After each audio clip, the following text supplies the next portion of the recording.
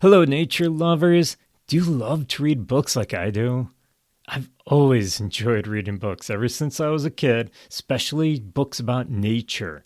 Unfortunately, as I get older, I find myself with less and less time to sit down with a good book.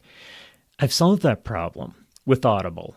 Audible allows you to listen to your favorite titles while you are driving, at the gym, taking a walk, wherever you are. With all the latest titles, you'll have quite a selection to choose from. And they have podcasts too. Start listening today with a free 30-day trial. To get your free 30-day trial, go to the show notes and click on the link. Happy listening.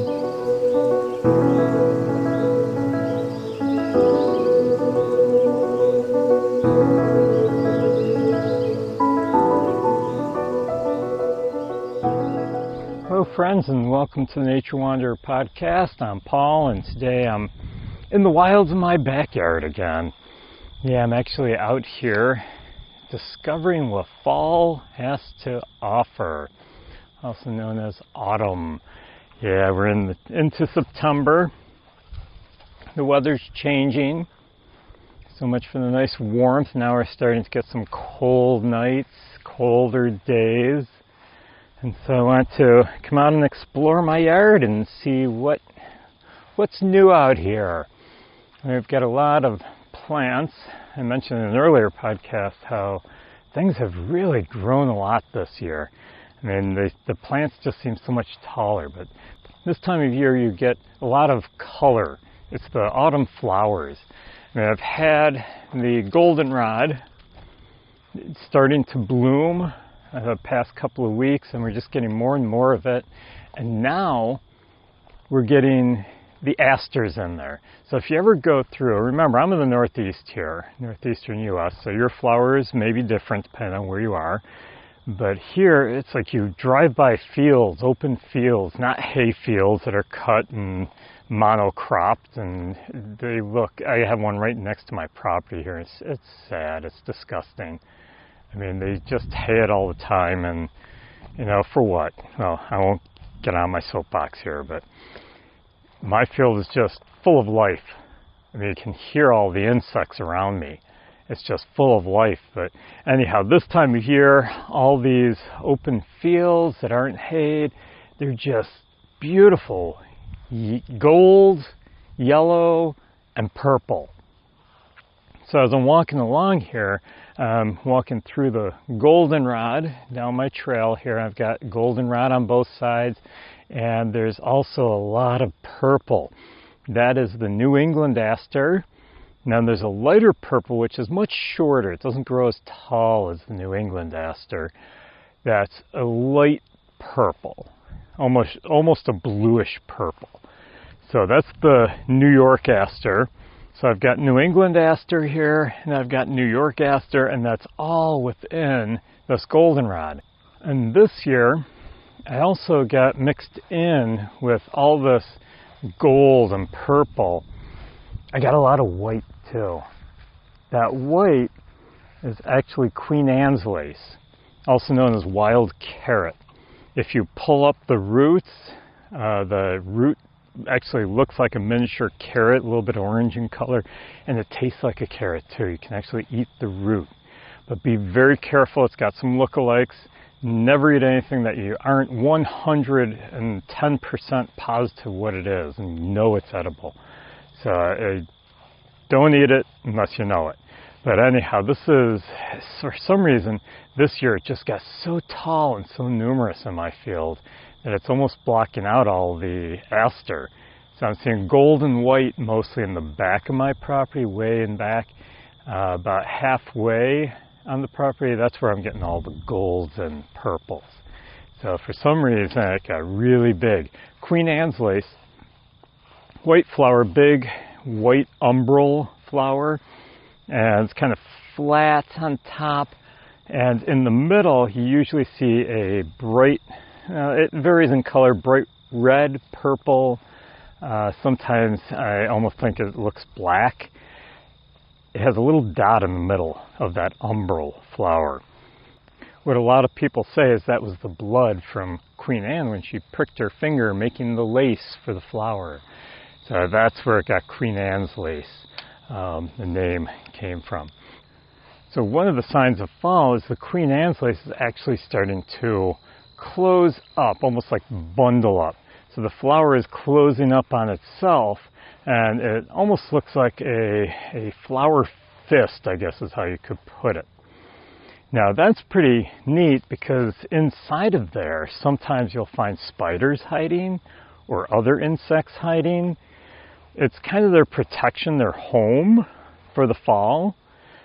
So this is actually a coexistence between the plants, and the plant closes up and the insect's like, hey, that I can use. I'm going to go in there and I'm going to check it out. Now, we also have, as I was talking about, the goldenrod, and most people, they see goldenrod in their field and they think, oh, look at the goldenrod, and they don't think about it being more than one different type of goldenrod. There's actually many different species of goldenrod, and usually if you have a field, you're going to have at least 5 different species in there, if not more. Sometimes less, but I know my field, I did a little brief survey at one time, and I found about 5 different species of goldenrod in my field. Now, I'm not a goldenrod expert, so maybe I, didn't count properly, but as far as I could tell, there were 5 different species. There's little differences between them that you can tell. I mean, just looking at some of them, you can tell, that, hey, that looks quite a bit different than this other one. Now, another thing about the goldenrod, I'm starting to see some of the galls on there. What happens is you get a goldenrod gallball fly. Say that 10 times. Goldenrod gallball fly, he will actually bite the stem of the goldenrod plant. And when he bites the stem of the plant, it injures the plant. And plants, like people, they get injured. What do? They put a Band-Aid on. Yeah, so this plant, the goldenrod, is trying to heal itself, put a Band-Aid on, and when it does, it basically forms this gall. It's like a little ball that's on the stem of the plant. What the goldenrod did, besides biting the plant, it wasn't just going for food, it wasn't being mean. What it was doing is it was biting the plant and laying its egg right next to where it bit the plant, because it knew this plant was going to try to heal itself with this gall, this ball. So the eggs that it laid on the plant are now sealed inside of this goldenrod gall. And the larva, when they hatch, when the eggs hatch, they turn into a larva, a miniature little white worm, and it stays in there all winter long. So this time of year, they're making these galls because the goldenrod is ready for it.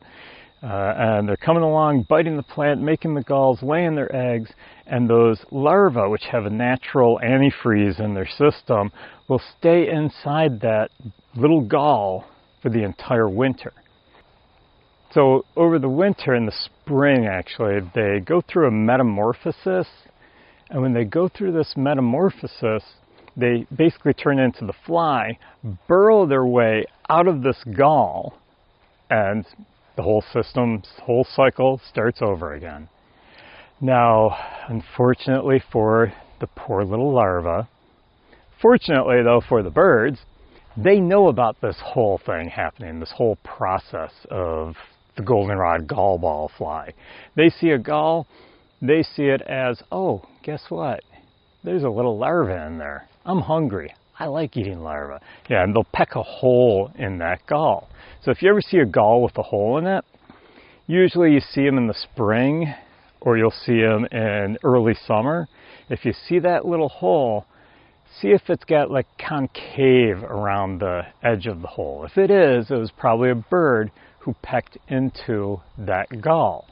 If it's not concave, it's just a nice clean hole, then that's usually when the insect had burrowed its way out. So that's our goldenrod here. I just passed my apple tree. I have a lot of different apple trees on my property here. This used to be, when my wife and I bought this property 23 years ago, almost 24 years ago. But when we bought this property, it used to be a farm field. It was just a hay field. And apparently the farmer who owned it before us had planted a lot of trees on the property, apple trees. Right around the edge, of course. They didn't want it in the middle. That's the area they're haying. And so we get these apple trees all along the trail. Now, last year we didn't get many apples on. This year is a great year for the apples. We've got a lot of apples on the tree. And another sign of fall, these apples are actually turning quite red. They're getting quite big.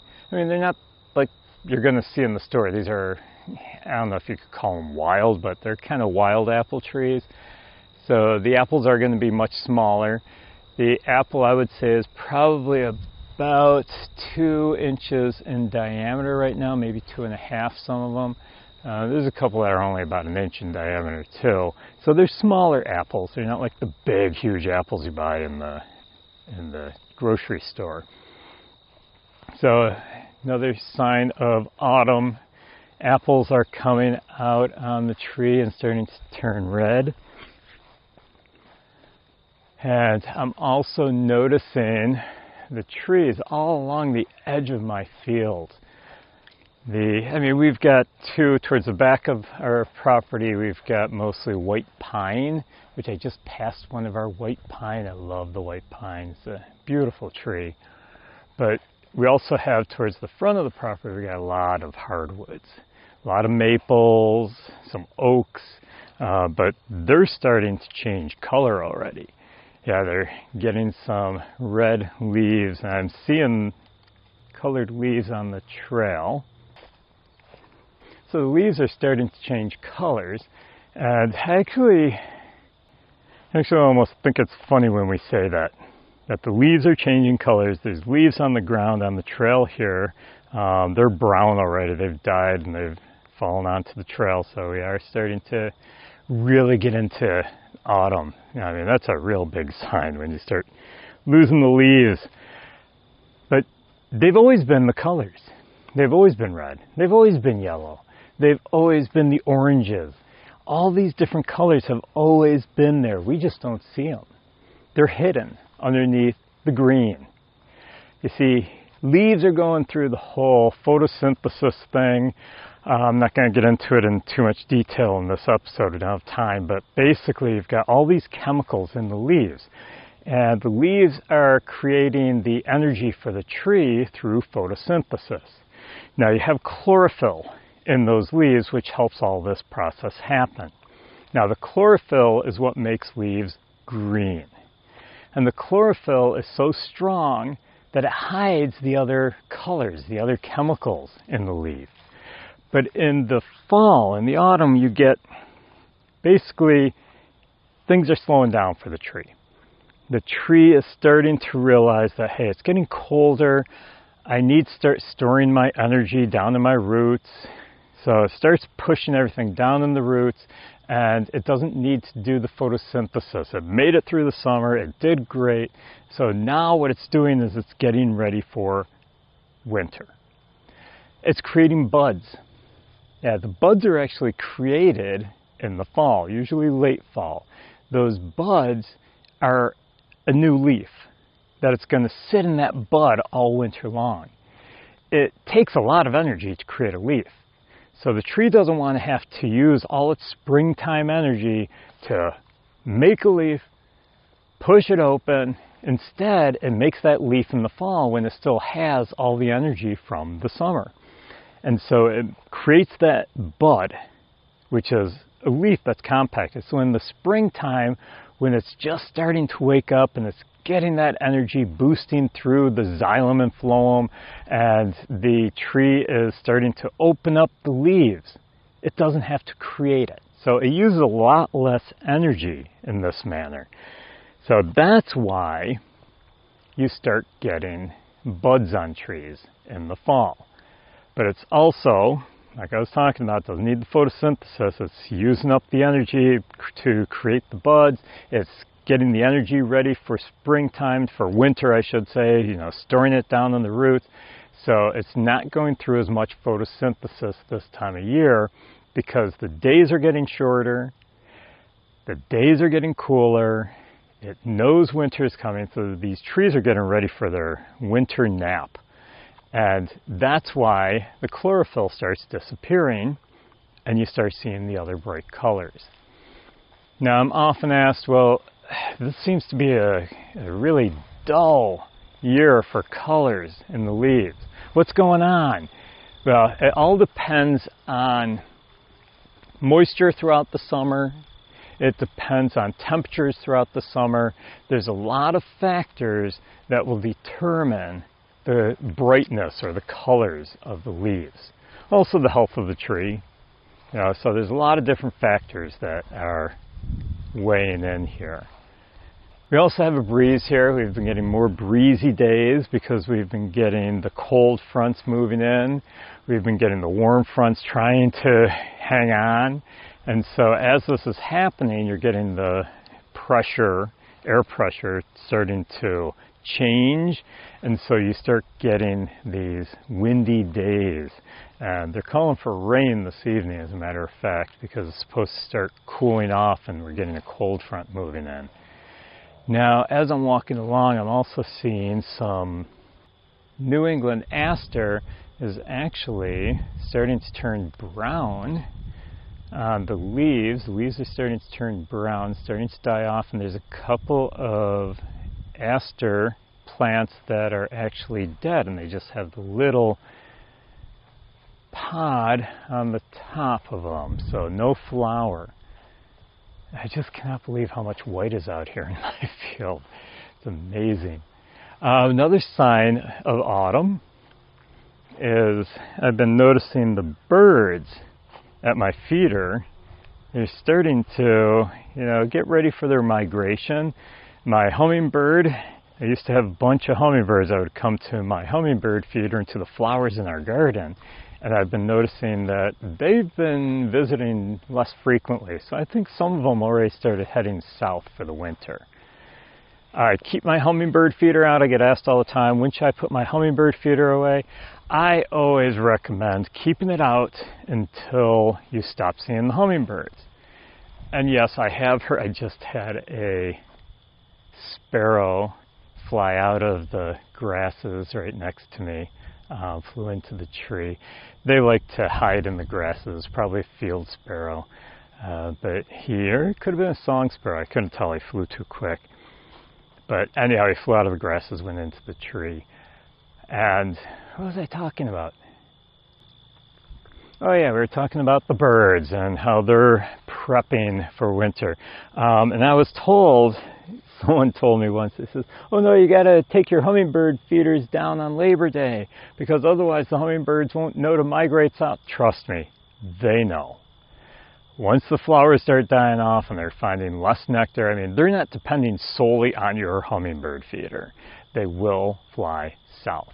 If you start seeing all your flowers dying off and the hummingbird is still sticking around and you want to say that, sorry Paul, you're wrong, that's fine. Go ahead, take your hummingbird feeder down. But usually I wait till the end of September when I stop seeing them. Sometimes earlier if I stop seeing them for a little while. We're getting to that point because, like I said, I'm seeing even fewer. And I actually stopped on the trail here. Right in the middle of the trail, I've got some scat. And it's small, there's not a lot of it, but there are seeds in it, which tells me that this guy was eating berries. It's not big enough to be bear scat. I'm guessing this is fox. So it looks like fox, the size of it, and it has berries in it. There's some hair holding it together as well. Your coyote or fox, they're actually eating both berries, which is why you get the seeds in the scat. And for those of you who don't know what scat is, basically it's droppings, poop, okay? Fox poop, we call it fox scat, it just sounds better. So the scat there, it also has the fur because fox, coyote, they also eat mammals, animals like mice, rabbits. So that's a fox that was in my trail. He must have been using the trail last night. It looks fairly fresh. They're usually not out during the day, and please don't think they're rabbit if they are. So yeah, the birds are getting ready for migration here. I've been seeing some of the summer birds kind of disappearing, fewer in numbers, and some of my winter birds are starting to show up. I've been seeing more cardinals. The blue jays are starting to get grouped together. Blue jays are a lot of times very solitary, but they also will get together when it's time for the weather to change, because they stay together in the winter time for protection, number one, for finding food. It's easier to find food if you're in numbers, number two. And the third thing is they are trying to stay warm. So they bundle together at the feeders so that they can block the wind from each other. They can stay warmer. So some birds will do that. You're also noticing some of the birds look fluffier. Yeah, they're actually getting their winter feathers. So they start fluffing up. Air acts as insulation. Feathers are great insulation, but if you have air and feathers together, wow, you're going to stay really warm. So that's why they're fluffing up, is they're adding air to those feathers, but they're also getting heavier feathers. Now, another thing that I have noticed is fewer turkey vultures. Usually I get turkey vultures over my field. There's on my way just down the road, maybe like, I'm going to say maybe 6-7 miles from me, there's a communication tower. And on that communication tower, I always see the vultures, turkey vultures, just standing on this tower. They're pretty much covering this tower. And on a sunny day, they have their wings wide open. They're gathering the heat from the sun. Well, I just drove by there earlier today, and I didn't see any turkey vultures on it. So they're starting to head south. Now, I have seen a few turkey vultures around still, but they're starting to head south. It's hard for them to manage the winters around here, hard for them to manage the snow. It's hard to find food in the wintertime. So that's why they're heading south for the winter. So that's another sign of autumn that I've seen. And then the insects, like I said before, the insects are starting to prepare for winter. Most of them will pretty much just die off, but they're laying their eggs here and there, making sure that they have offspring for next year. Yeah, I'm walking through, I have a really big patch of dogbane on my property, and I love making cordage from it, but the seed pods on it have actually, yeah, they're all dried up. Seeds have already been dispersed. No, there's some fresh seed pods on here too. It's not all of them have dispersed, but they're going to start spreading their seeds. These are starting to turn yellow, the leaves on them. So yes, autumn is in the air. Cordage, sorry, I just said I like making cordage out of it. Cordage is basically rope. So you can take the dogbane and make rope. I'll probably come back here later and cut some, let it dry out so I can make some cordage. And yep, the bees are out on the plants, on the flowers. They're getting their nectar for the winter. They're going to start kicking the drones out of the nest soon too.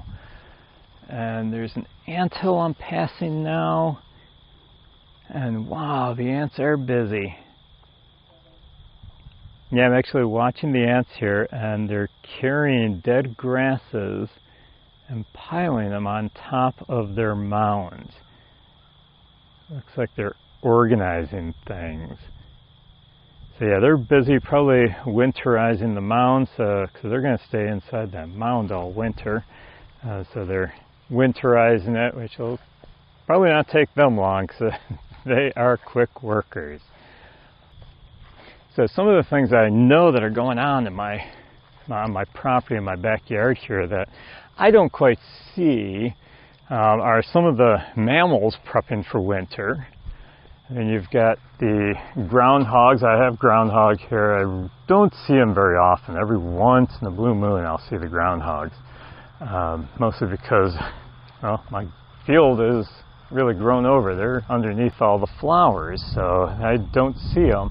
Up on my neighbor's field, his field, his monoculture up there, I do see the groundhogs up there more often. So they are more visible to me there. But the groundhogs, they're starting to fatten up and prep for winter. They don't store their food as chipmunks do. I've been seeing the chipmunks get very busy. They've been busy gathering seeds, and they are actually storing their food.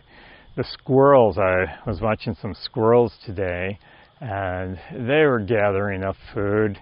A couple of them were running along, and both of them had their nuts in their mouths, and they scurried up the tree. So they're starting to store their food for the winter. They cache their food. So they will dig a hole in the ground, bury that nut, and then cover it up and hopefully remember where it is in the middle of winter. Because they don't hibernate. They stay awake during the winter time, but they need to find their food. And it's hard to in the winter. So that's why they start caching it, C-A-C-H-E. Storing it for the winter time so that they can come and dig it up and they'll have plenty of food for the winter.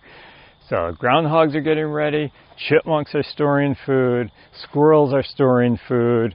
Everyone is starting to get ready for winter. I've noticed my dogs, their coats are starting to get a little bit heavier. So they're actually getting ready, and that's what the fox, coyote are doing. We don't see it because we don't usually see them very often, but the fox and coyote, their fur is starting to get heavier. Some of the other mammals, their fur is getting heavier, and that's because they need to stay warm during the winter. And I don't know if you know this, but fur is insulation, but it's not as good as feathers. Feathers actually make better insulation than fur. Believe it or not, feathers are lighter weight. They don't seem to be as thick, but because of the way they lock together, they insulate so much better. So all these signs of autumn around me right now, and hopefully the wind is not too much in the audio here, but that's part of autumn. Oh, there's a double gall here. I catch that. Oh, two of them next to each other. Yeah, and some goldenrod at the edge of the trail here. There's double galls. I also noticed the pods on my milkweed are starting to break open a little bit.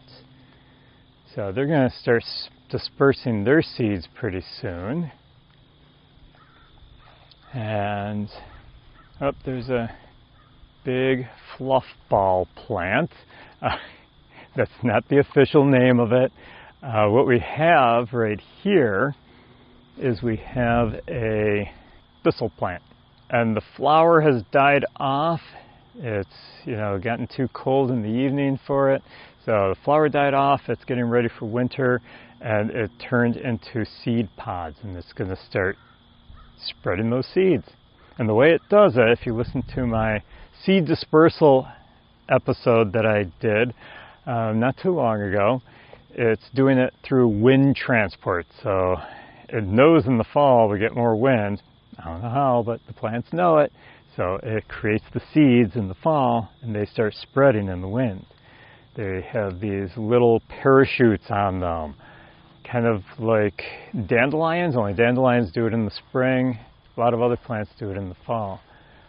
And I'm passing by my crabapple tree, and the crabapples are really bright red this fall. Yeah, another sign of autumn. And my grapes, there's wild grapes over here. the wild grapes are actually starting to get larger. They're starting to purple up a little bit. Now, wild grapes are edible, not so much palatable. Yeah, they kind of taste bitter. At least I don't like the taste of wild grapes. Yeah, I actually like the cultivated grapes better. They have a better flavor. So I'm almost back to my house, so I'm going to wrap things up here. Oh, there's a spider web in the grasses here. That's kind of interesting. What do spiders do in the winter? They usually die off, or a lot of insects will find a place underneath the bark of a tree. Some insects bury themselves, like the cicadas. They'll bury themselves down in the ground. They kind of hibernate down in the ground for the winter. So insects are doing a lot of different things in the autumn, getting ready for winter. Most of them laying their eggs, keeping the generation going for next year. There goes a monarch butterfly. Yep, of course the monarchs, this time of year in the autumn, they're starting to get ready to head down to Mexico, their wintering grounds where they'll survive and then come back up here in the springtime.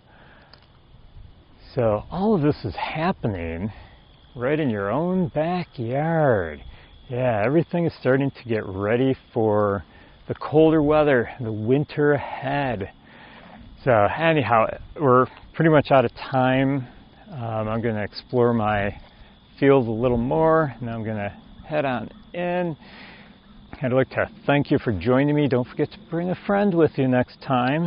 If you haven't yet, rate and review the podcast. You can go to the show notes or go to my website, and there's a link in both places. If you want to support the podcast, you can join my Patreon page, become a patron, or you can make a monthly donation or a one-time donation to the Ko-Fi page I have. That helps me upgrade my equipment. Have a great day. Get out and explore your autumn backyard. And above all, don't forget to keep exploring the nature around you.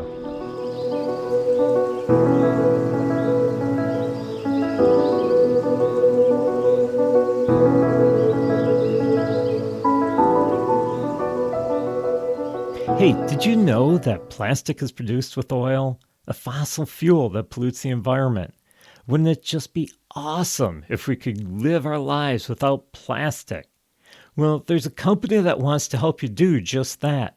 Life Without Plastic. They sell products that will reduce or eliminate your dependence on plastic. They have a large selection of products like toothbrushes, food storage containers, drinking straws. And the best part is that they're also very reasonably priced. So what are you waiting for?